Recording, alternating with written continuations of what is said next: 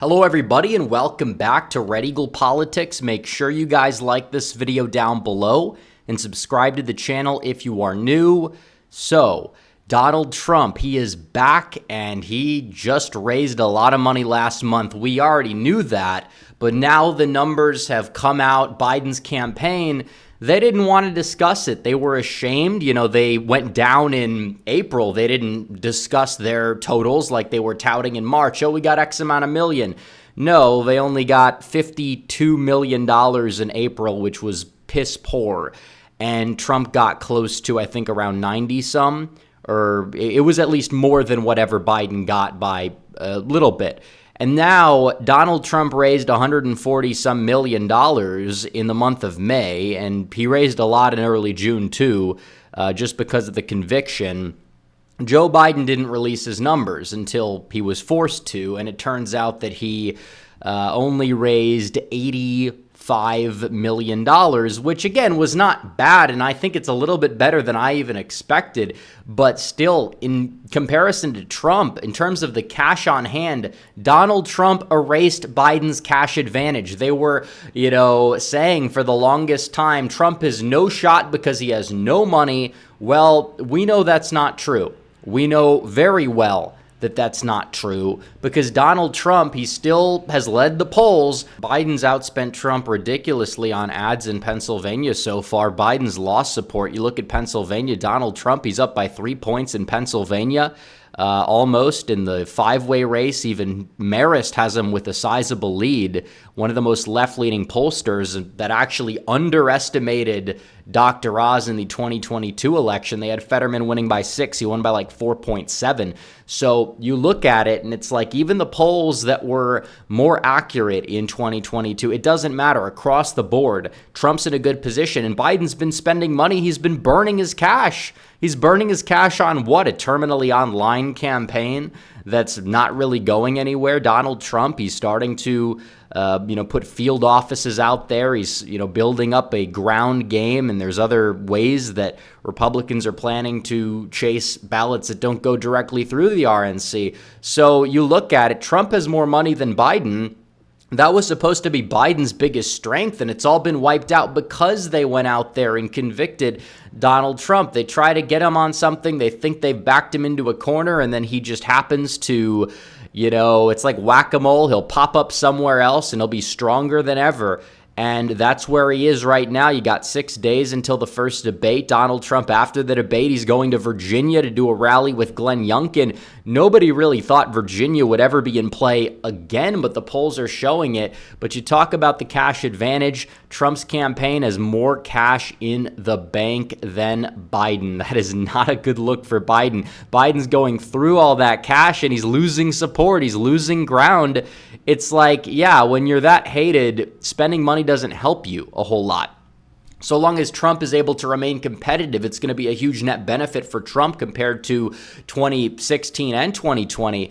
Trump burned through a lot of cash early in 2020, didn't really go anywhere. Biden outspent him down the stretch effectively. Now it's kind of the inverse because Donald Trump is the one who now is spending and can spend effectively down the stretch. And you're seeing a massive climate shift. And part of it is because of the conviction. It has fully backfired. The polls haven't moved at all, for one, and for two, he's gaining in some states, and on top of it, it's like he raises all this money that's going to help him find voters, chase voters. I mean, you look at it, it's just absolutely a huge backfire on the Democrats, and now the RNC and Trump have more cash on hand than Biden.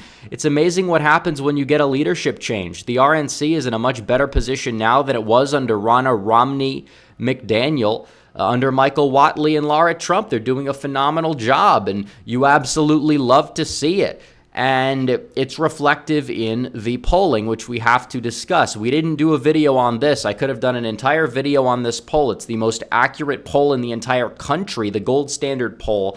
It's only an Iowa poll. Iowa's not a state that's going to be all that competitive, it seems, but it nailed the 2020 election. It nailed the 2016 election in many regards as well. and 2018, 2022. It's nailed basically everything in Iowa that we've seen. And it shows Donald Trump is leading Joe Biden by 8 14 points in Iowa. Now, there's undecideds. The third-party vote share is going to dip as time goes on.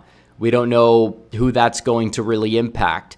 But the fact that Trump, in a state that Obama won twice, a state that he won by single digits twice, has him up by over double the margin that he won the state by both times, showcases that if this is true, it does carry over. It's very demographically similar to the state of Wisconsin in terms of its white working class population. And it moved left by the same margin Wisconsin moved left by in 2020. So you want to look at it. If it's really moving right by, 9? That's or 10, actually. It would be absolutely huge for Wisconsin. I'm not saying Wisconsin's going to move right by 10, but if it's not going to move right by any less than 2 or 3. If Iowa's moving right by the margin it's moving right by, it's a presidential election. It's not like a midterm year where there's so many different dynamics, different top of the ticket effects in every state, you name it. This is a presidential election year. And you are seeing it unfold right here, right now. Donald Trump is in a phenomenal position, not only in the state of Iowa, but the Rust Belt as a whole. And if this holds up, that's very good news, because you talk about those white working class voters across the country, but mainly across the Midwest. They are in very high number in Iowa, and they are very similar to those in rural Wisconsin, and they're very similar across the board in the Midwest as well. Technically, maybe you could say that rural Ohio would be more of a comparison for Michigan or Pennsylvania, you name it. But still, either way, if he's doing this well in the gold standard poll, which is very accurate, then that's a really good sign for Donald Trump across the board. Regardless of whatever a poll out of Fox News said yesterday. Fox News, their pollster, not really a right-leaning pollster, but you talk about the numbers that we see. We have a poll out of Fox with Biden up by 2, still gives Donald Trump a electoral college victory, and then you see a poll out of Rasmussen that has Trump up by 9 now, which again, I don't think either of those numbers are going to be all that accurate, but that's why we have a polling aggregate. Trump in the popular vote, he leads still by, an insignificant amount. But so long as you have a tied popular vote, either way, doesn't matter who wins it. Donald Trump is going to be the favorite, and it's absolutely huge when you see it. But the state polls really are going to be what determines this election. You have the summer response bias. Possibly you look at this day in history, Biden was up by 10, Hillary Clinton was up by 6 over Donald Trump. So in both of those cases, it overestimated the Democrats by at least, 4 points or so. So you look at that, but you also have to look at the statewide polls. Trump is up by 5 in North Carolina, Nevada, and Georgia, almost up by 5 in Arizona.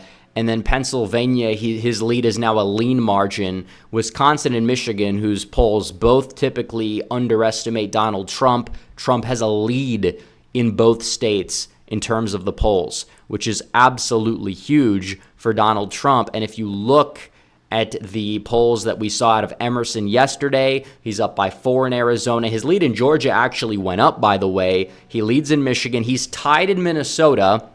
He's up in Nevada by 3. In the state of Pennsylvania, he's up by 2. And in Wisconsin, he's up by 3.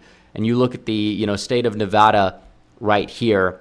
I mean, he went up in the Nevada poll, and he went up in the Nevada average when you look at that. So Emerson, their last polls, he's actually gained, it seems like, in most cases. I don't know about the state of Michigan in their polls, but even then, he stays stagnant. And then you look at the state of Wisconsin, for example, he's up by 3 there. Their previous poll had him up by 2.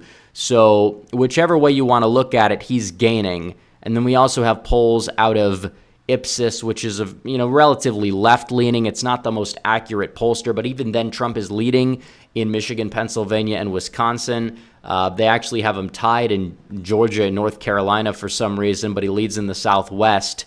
A lot of undecideds. This poll, not all that accurate, but even then, they're showing Trump with an advantage in the swing states that matter. So you got to put the money to good use. I'm confident that it's going to be put to good use.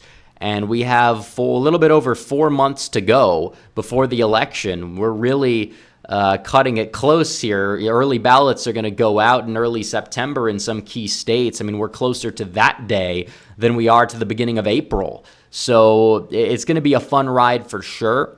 We need people to register to vote and get other people registered and get them out to vote so we can win this. But Donald Trump is looking good. We'll talk about the debate as well as we get closer. It's going to be a really interesting showdown between Donald Trump and Joe Biden.